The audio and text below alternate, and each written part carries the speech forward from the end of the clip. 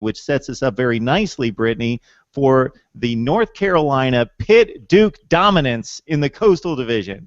These teams still get no respect, and they're all undefeated in the ACC, and it sets us up for a nice little run throughout the rest of the season. And we've got a head-to-head matchup with Pitt taking on North Carolina, and it's still not going to wow anyone in regards to, wow, we got to see this game, but it's very important, Brittnee.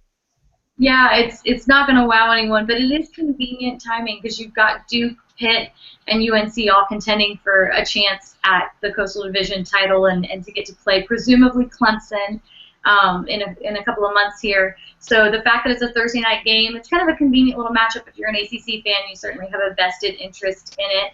And I've got a piece that will be coming out tomorrow that's kind of covering some of the highlights, previewing the game a little bit.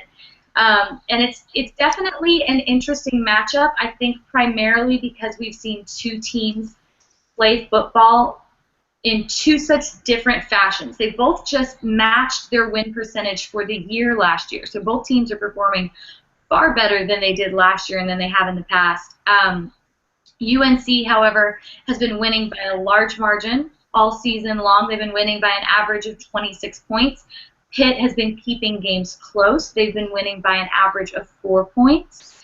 Pitt is ranked, though, and UNC right now is the only Power 5 team that has one loss that is not ranked. Pitt's ranked 23, UNC is not on there at all. So it's kind of interesting that UNC has been winning by such large margins, isn't ranked, and that UNC is favorited to win this game. And I kind of, at the end of my article, was thinking about taking UNC to win this game just because of the margin of victory that they've had.